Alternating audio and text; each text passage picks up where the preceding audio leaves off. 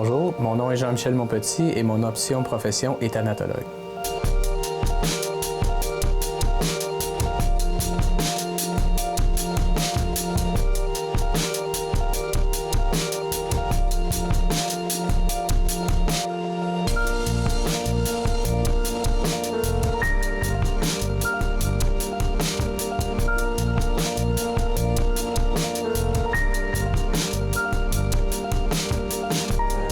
D'un, étant une entreprise familiale, c'est sûr que peut-être contrairement dans le fond ou à quelqu'un qui n'a pas de relation dans le milieu funéraire, qui ne grandit pas dans ce milieu-là, à un moment donné, il y a un questionnement, puis ça débouche vers une prise de décision qui va vers la formation de thanatologue. Mais je dirais que, au point de vue familial, nous autres, c'est quelque chose, on dirait, qui transpire de père en fils. Puis, quelque part, dans le cheminement, bien, on se pose des questions, c'est sûr, mais quand on prend vraiment la décision, je dirais à la fin du secondaire ou même durant le secondaire, là, à ce moment-là, on s'en va vers une formation collégiale, puis c'est là où la formation de thanatologue débute. Je dirais, moi, le déclic est arrivé un peu tard versus les gens qui étaient avec moi au collège. J'ai choisi à 19 ans de suivre les traces familiales. Je suis quelqu'un qui est, dans le fond, attiré vers la gestion, l'administration, mais aussi le côté artistique, donc le dessin. Techniquement, j'aurais voulu aller vers de la formation en gestion initialement, mais on est obligé d'avoir une formation de base de thanatologue pour bien comprendre chaque étape d'accompagnement, le côté psychologique, le côté anatomique, traitement de dépouille et tout. Puis après ça est venue la phase de formation en administration pour être capable vraiment de gérer l'entreprise familiale. Donc il y a eu un cheminement logique, mais c'était clair que ça nécessitait dans le fond là, la formation de thanatologue au départ, c'est sûr. Je dirais la formation de thanatologue au départ, il y a le volet social. Donc, au niveau du programme de formation, au niveau d'aller dans le côté technique, dans le côté anatomique, dans le côté biologique, microbiologique, la chimie des liquides, il faut quand même avoir une formation à savoir, bien, un thanatologue, sa fonction sociale. Son interaction avec les familles, tout ça, la perception, les rôles sociaux d'un thanatologue. Bref, je dirais que c'est la première phase de la formation au niveau du Collège de Rosemont. Par la suite, bien, il y a tout le côté technique, donc mise en contact avec les dépouilles, la revue de l'ensemble, dans le fond, de l'anatomie du corps humain, puis l'interaction des fluides de préservation avec l'ensemble du corps. C'est principalement, dans le fond, la formation. Je sais que moi, ma formation date quand même d'une quinzaine d'années. Je sais qu'aujourd'hui, le programme a changé parce qu'avec l'incinération qui est omniprésente aujourd'hui au niveau de la profession, il y a des formations en technicien de crémation qui vient compléter, dans le fond, la formation. Puis c'est toujours aussi, sans oublier le volet psychologique, parce qu'il y a quand même toute une formation au niveau des processus de deuil puis du volet psychologique de l'accompagnement de la famille.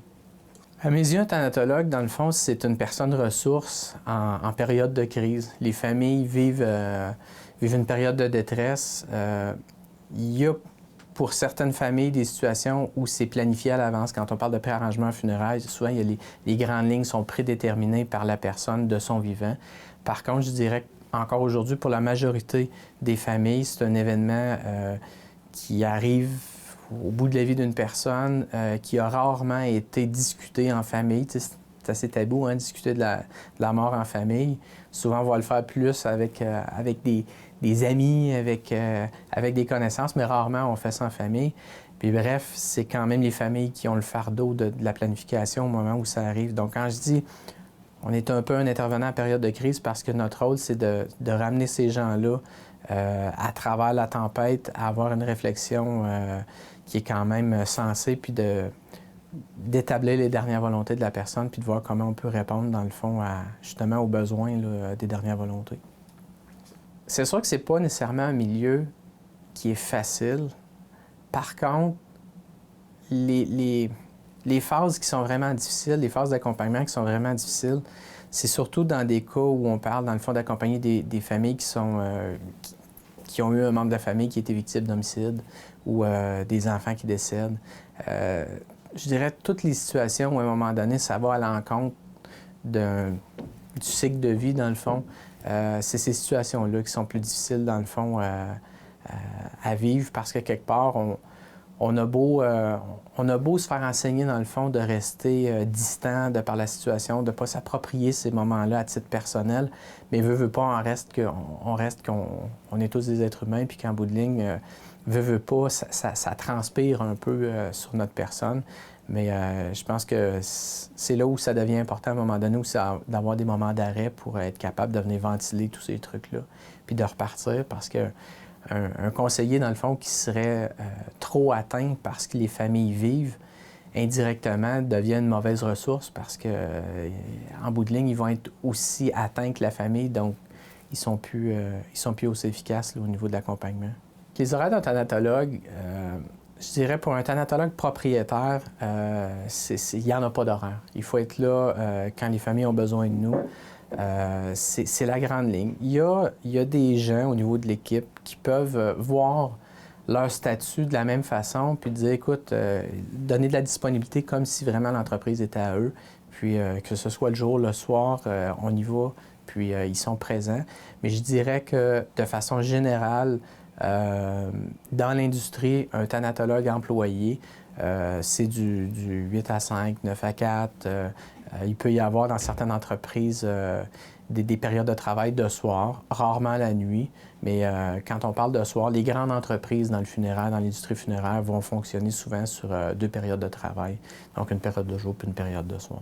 Je dirais que les avantages au niveau de la profession de thanatologue, c'est d'avoir le sentiment d'accompagnement puis de faire une différence, dans le fond, pour une famille. Parce que, comme je l'ai dit, le fait d'être intervenant en période de crise, ces gens-là sont dans le besoin, puis ils ont besoin d'une bouée, dans le fond, un peu, là, pour venir les aider à travers cette tempête-là. Puis, c'est gratifiant à ce niveau-là. Au niveau des inconvénients, bien, c'est un peu ce qu'on disait, c'est les situations difficiles. Les situations difficiles qui, à un moment donné, peuvent être lourdes, dans le fond, à subir. Puis, si quelqu'un n'a pas le réflexe de se ventiler, que ce soit par des activités sportives, que ce soit par des activités artistiques, la peinture, le dessin, ou peu importe, il y a une accumulation qui peut se faire. Puis, basé là-dessus, là, ça peut devenir, dans le fond, néfaste pour la santé de quelqu'un parce que la profession de thanatologue, c'est un peu comme un psychologue. Hein? On donne beaucoup, mais à l'inverse aussi, il faut recevoir d'une certaine façon. Puis, quand on a un travail qui fait en sorte qu'on donne au quotidien, bien, il faut aussi s'organiser pour avoir un mécanisme de retour là, indirect. Donc, il reste ce côté-là là, qui serait un inconvénient. Dans notre entreprise, on a deux départements, si on peut dire, le côté opérationnel puis le côté accompagnement, rencontre, planification.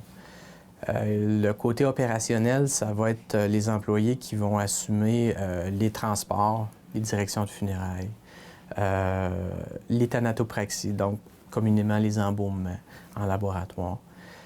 Préparation aussi des salles de visite, donc tout le montage, l'installation, que ce soit de l'urne ou du cercueil, dans le fond. Du côté de l'accompagnement, planification, bien, on parle plutôt, dans le fond, de l'accueil, de la prise en charge des familles, de la planification de l'horaire de rencontre, des rencontres, planification des funérailles. Quand je dis planification, c'est vraiment d'arriver à répondre, dans le fond, aux dernières volontés de la personne décédée. Donc, que ce soit établir les contacts pour les familles avec l'Église, les cimetières, des célébrants lorsque les célébrations sont en chapelle. Avec la réalité des complexes funéraires d'aujourd'hui, on va aussi loin que de passer des commandes de nourriture, dans le fond, avec les services de traiteurs, là, pour s'assurer, dans le fond, que la famille n'a pas à aller jusque-là dans leur planification. Techniquement, les charges de travail sont assez constantes de par la grosseur de l'entreprise qu'on opère. C'est sûr que plus une entreprise est grande, plus les charges de travail sont élevées, mais ça fait en sorte aussi qu'une fois annualisées, les charges de travail sont relativement linéaires. C'est sûr que dans l'histoire de notre entreprise, on n'a pas toujours été de cette grosseur-là, ce qui fait en sorte que oui, on pouvait vivre des situations où à un moment donné, il y avait beaucoup moins de travail. Je pense exemple, à l'époque où mon grand-père puis mon arrière-grand-père ont commencé, dans le fond, on fait naître l'entreprise, ils accompagnaient de 4 à 6 familles par année. Aujourd'hui, c'est tout près de 350 familles qu'on accompagne. Donc, ça démontre bien déjà la croissance, mais aussi les charges de travail ne peuvent pas être les mêmes. C'est sûr que quand on a beaucoup de familles à accompagner, c'est sûr que principalement nos tâches de travail se limitent dans le fond à la préparation, l'organisation, la coordination aussi des funérailles. À l'inverse, comme thanatologue gestionnaire, à partir du moment où il y a un peu moins de familles à accompagner, c'est là où tout le travail de gestion, développement des affaires, développement des produits funéraires, ouverture de l'offre de services, la revue aussi des coûts des services. Donc, toute la portion vraiment gestion d'entreprise, bien, c'est plutôt là qu'on va la faire. C'est là qu'on a le temps de la faire. Il y a plus de compétition dans le domaine funéraire que jamais. Historiquement, à l'époque de mon grand-père, souvent, on pouvait accompagner une famille qui avait, si on voulait, dans le fond, une confiance aveugle entre les centres funéraires, puis la relation était toujours une relation de confiance. Donc, les gens pouvaient se présenter le jour comme la nuit, ils disaient, écoute, il y a quelqu'un décédé dans ma famille, on a besoin d'être accompagné.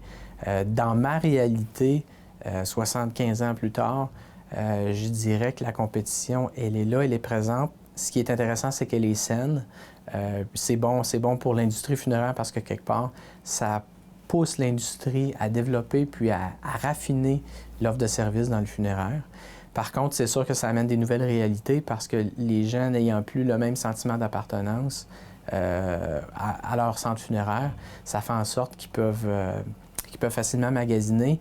Puis de comparer des services funéraires d'une entreprise à l'autre, d'une grosseur d'entreprise à l'autre, ça peut parfois envoyer des signaux différents quant à l'offre de service, dans le fond, que les gens vont avoir en fonction, dans le fond, du coût qu'ils vont payer. Puis comme une entreprise comme la nôtre, d'aller dans de la compétition, c'est sûr qu'on n'aura jamais la puissance d'une entreprise pour compétitionner avec les grands du domaine funéraire, mais il n'en reste pas moins que, de façon générale, il y a un tarif qui est, je dirais pas standardisé, mais qui est quand même logique par rapport aux qualités de service, dans le fond, qui sont perçues dans le domaine. Personnellement, moi, ce qui m'anime au quotidien dans l'entreprise, c'est que d'un, c'est une entreprise familiale. On a des beaux projets de développement, puis on a tout dans notre jeu de cartes, dans le fond, pour faire grandir l'entreprise dans les prochaines années. Ce bout-là est hyper motivant. Le côté administratif aussi, le fait que je puisse toucher aux opérations, tout au caractère administratif, c'est quelque chose qui m'anime beaucoup. Personnellement, je ne suis pas quelqu'un qui opterait pour ce domaine-là. Si je devais être dans un laboratoire 8 heures par jour à ne faire que des traitements de dépouille, que des thanatopraxies, ou d'être technicien de crémation qui fait de la crémation de dépouille en chaîne, ou ne serait-ce que juste accompagner des familles. C'est comme on se disait, le volet accompagnement, c'est aussi être en lien direct avec la peine des gens, puis ça peut devenir lourd de le faire 8 heures par jour, 5 jours par semaine. Donc, ce qui me motive, moi, personnellement, c'est la diversité de ce que je fais au quotidien. Puis, tant que ça va être comme ça va être parfait.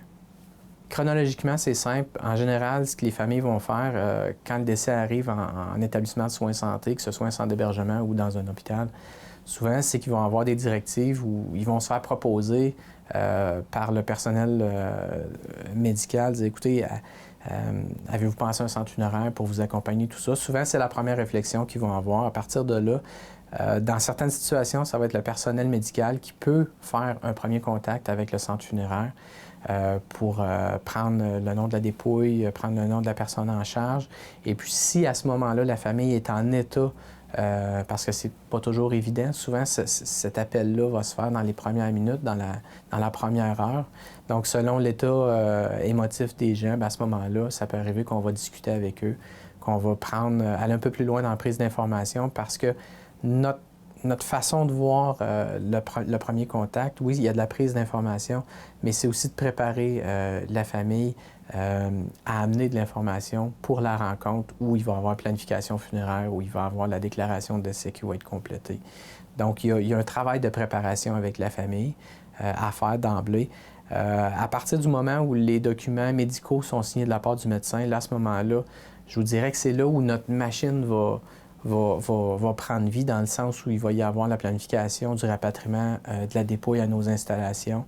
Et puis là, à ce moment-là, il y a une période d'attente parce que à ce moment précis-là, connaissant pas les dernières volontés de la personne pourrait soit devoir subir une thanatopraxie au laboratoire ou être déposée dans un contenant de crémation et être acheminée vers les installations d'incinération. Mais à partir du moment où là, la rencontre elle est planifiée, la rencontre a lieu, plutôt puis qu'on part avec vraiment les dernières volontés, là, à ce moment-là, on peut aller de l'avant dans l'accomplissement des tâches, que ce soit la thanatopraxie ou l'incinération. Puis, principalement, c'est chronologiquement là, ce qui va se passer. Après ça, je dirais qu'on va tomber plutôt dans la période de visite, lorsqu'il y a visite. Donc, planification de la période de visite, les funérailles, la mise en terre, que ce soit d'urne ou des cendres. Techniquement, c'est pas mal comment ça se passe. J'ai eu la chance de passer par vraiment tous les postes. Je me souviens, quand j'étais beaucoup plus jeune, mon premier travail, c'était de laver les cendriers à l'époque où les établissements n'étaient pas sans fumée. Peut-être pour certains, ça va rappeler des souvenirs, mais il y avait toujours le fameux fumoir qui était présent au niveau des salons funéraires où il y avait le café, puis les gens allaient prendre une pause pour fumer. Mon premier travail, c'était justement de laver les fameux fumoirs, les fameux cendriers. Probablement, c'est ce qui a mené aussi au fait que je ne fume pas aujourd'hui. C'était assez spécial à faire. Mais par la suite, je pense que j'ai été intégré au niveau de l'équipe de transporteurs. Après ça, directeur, porteur, directeur, j'ai fait des directions de funérailles. Et puis, pas si longtemps après la période où j'ai commencé à faire de la direction de funérailles, j'ai commencé mes études au Collège Rosemont. Puis par la suite, bien évidemment, là, les choses s'est emboîté, la gestion est arrivée, l'accompagnement de famille et tout. Donc techniquement, oui, j'ai touché vraiment à tous les postes dans l'entreprise. Si c'était à recommencer, je ferais exactement la même chose. C'est simple. Je pense que surtout pour un dirigeant d'entreprise, ayant connu la totalité des postes, la complexité de certains, les avantages de d'autres, mais bref, d'avoir touché à tout, je pense qu'à partir du moment où tu établis des procédures, tu établis des charges de travail, je pense ça a plus d'impact le fait de l'avoir fait, puis d'avoir le sentiment d'avoir partagé quelque chose avec les gens qui, justement, effectuent ces tâches-là. À l'inverse, le fait de ne pas l'avoir fait, on pourrait facilement me reprocher certains trucs parce qu'on l'a tout entendu, on sait bien, tu l'as jamais fait ou quoi que ce soit, ce qui n'est pas le cas. Donc, ça vient rétablir un petit peu la force du gestionnaire, je crois, dans le sens où quand on établit une procédure, on établit des marches à suivre, il y a une raison d'être, puis il y a quelque chose en arrière de cette procédure-là. Quelqu'un qui voudrait devenir thanatologue, c'est simple. La première des choses, je conseillerais à cette personne-là d'avoir un premier contact avec le Collège Rosemont. Pourquoi? C'est que je sais qu'il propose des journées portes ouvertes à chaque année. Je pense que c'est une bonne façon d'avoir une vision globale de qu'est-ce que c'est entreprendre des études pour devenir thanatologue, comment ça marche. Il y a aussi le volet contact direct avec les dépouilles. C'est un peu paradoxal, mais il y a des gens, des fois, qui vont postuler pour des emplois dans le domaine funéraire. Puis, on se fait demander, est-ce que je vais être en contact avec les corps? C'est un peu paradoxal. C'est un peu comme de dire à quelqu'un qui va postuler dans un restaurant, je vais être en contact avec de la nourriture. C'est un peu ridicule, mais la comparaison est là. Donc, je pense que le signal que ça envoie, c'est que les gens peuvent avoir un certain attrait envers l'industrie funéraire, mais ont peut-être aussi certaines restrictions ou certaines craintes, puis des choses qui évaluent pas de prime abord, qui viennent de façon directe, dans le fond, avec le fait de postuler pour un emploi dans le domaine funéraire. Donc déjà là, de partir au collège, ça implique rien. Ils donnent beaucoup d'informations, ils conscientisent, ils posent des questions. Ils vont gratter un peu plus loin, dans le fond, qui fait que la personne qui aimerait travailler dans le domaine funéraire, bien, va se poser un peu plus de questions que les questions de surface, les questions primaires. Puis à partir de là, ils vont être en mesure de prendre une meilleure décision, dans le fond, à savoir si c'est vraiment ce qu'ils veulent faire ou non. Moi, techniquement, mes objectifs personnels sont assez simples. C'est de faire évoluer l'entreprise. Étant une entreprise familiale, il y a eu une croissance qui était naturelle, mais une croissance qui n'est pas arrivée par hasard. Il y a eu beaucoup de travail investi. Puis, basé là-dessus, moi, où je m'en vais, c'est vraiment vers le développement de l'entreprise, la croissance, puis d'amener l'entreprise à un niveau plus élevé. C'est ce qui a été fait, dans le fond, à chacune des fois où l'entreprise a été transférée de père en fils. Puis, c'est ce que je compte faire. Techniquement, moi, pour l'avoir vécu, dans le fond, j'étais tout jeune, puis mon grand-père me disait « Bon, quand tu vas être assez vieux, tu vas être thanatologue, tu vas être embaumeur. » Moi, je dirais mon approche envers mes enfants, c'est de leur donner complète liberté, dans le fond. C'est de voir à ce qu'ils se réalisent, que ce soit ici à l'entreprise, que ce soit ailleurs. C'est ce qui est le plus important, dans le fond. Je pense qu'il y en a eu des histoires, dans le fond, dans le domaine funéraire où, à un moment donné, je dirais pas que c'était imposé, mais il y avait une voie de tracé. Puis souvent, le nom des entreprises en témoigne bien. Comme nous, c'est Ernest Montpetit et Fils. Donc, il y a comme une suite logique là, à partir du moment où les propriétaires avaient des enfants, des garçons principalement. C'était comme une voie pré-tracée. Puis c'est un peu paradoxal parce qu'aujourd'hui, si on regarde les proportions au niveau du collège de Rosemont, il y a à peu près 80 % de filles pour 20 % de garçons. Ce qui fait qu'on va peut-être voir dans le futur des entreprises où ça va se terminer par les filles. On ne sait pas. Je dirais le fait d'être en relation directe, que ce soit avec les familles, que ce soit avec les visiteurs, moi, je pense pour une entreprise, c'est un avantage. Puis, il y a des entreprises qui l'ont compris parce que dans leur procédure, c'est pas en silo. Exemple, il n'y a pas juste des gens qui rencontrent les familles, il n'y a pas juste des gens qui font du laboratoire, d'autres qui font de la crémation. Nous, notre approche ici, c'est quand on prend une famille en charge, bon, le conseiller va évidemment faire la rencontre avec la famille, mais par la suite, si, exemple, il y a une thanatopraxie à procéder sur la dépouille, c'est le même conseiller qui va la faire parce qu'on a la chance, nous ici, on est 3 conseillers aux familles, puis les 3, on est diplômés, donc on a la formation pour faire les embaumements. Ce qui fait en sorte que la famille, c'est toujours la même personne qui va l'accompagner, mais qui va aussi s'occuper de la personne décédée. Donc, il y a un sentiment d'appartenance qui est encore plus fort de la famille envers l'entreprise parce qu'ils n'ont pas été, accompagnés par 5 ou 6 personnes. C'est vraiment le conseiller, il leur est attitré, il s'occupe de la dépouille, il s'occupe de la famille. Puis quelque part, ça vient renforcer, dans le fond, le sentiment d'appartenance, puis le sentiment de confiance aussi, là. Bien, je dirais une journée typique, si on parle, dans le fond, une journée où l'entreprise fonctionne à plein volume, bien, on parle de préparation des salles de visite tôt le matin. Par la suite, il y a les hôtesses qui vont arriver, qui vont installer les fleurs quand il y a livraison de fleurs. Par la suite, bon, il y a l'accueil de la famille, on les installe tranquillement.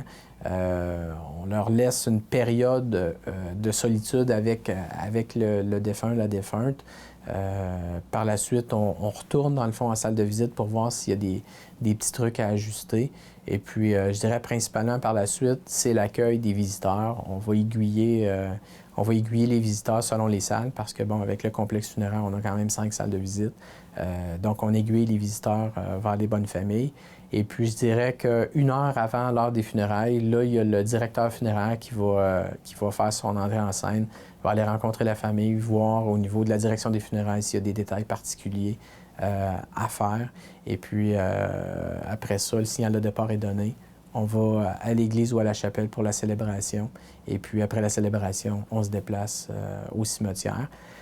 Il y a toujours la portion post-funéraire où il peut y avoir des réceptions où il n'y en a pas.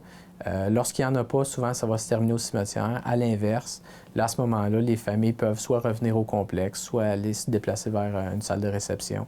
Puis, là, à ce moment-là, la réception a lieu. Mais je dirais qu'on a moins de travail d'accompagnement à faire si la réception a lieu à l'externe. Si elle a lieu dans nos salles de réception, bien là, évidemment, à partir du moment où la famille quitte pour aller à l'église, là, il y a tout le volet réception qui se met en branle de notre côté, de s'assurer que les livraisons de nourriture ont eu lieu, l'installation, le montage des tables, et puis de faire en sorte, dans le fond, que tout l'étage de réception est prêt là, pour l'arrivée de la famille. Principalement, l'entreprise, le siège social est à Salaberry-de-Valleyfield. Par contre, comme entreprise, on ne peut pas mettre de côté le développement qui se passe dans Soulanges. C'est pour ça qu'on a 3 succursales dans Soulanges. La première à Saint-Zotique, la seconde à Coteau-du-Lac et la troisième à Les-Cèdres. À Coteau-du-Lac, justement, on vient tout juste d'ouvrir un complexe funéraire où les services de salle de visite, chapelle, salle de réception sont offerts. Je dirais que dans notre coin, il y a un beau potentiel de développement des affaires, justement, dans Soulanges, que ce soit Vaudreuil, Dorion, dans l'ensemble de la région de Soulanges, là, il y a vraiment un beau potentiel de développement.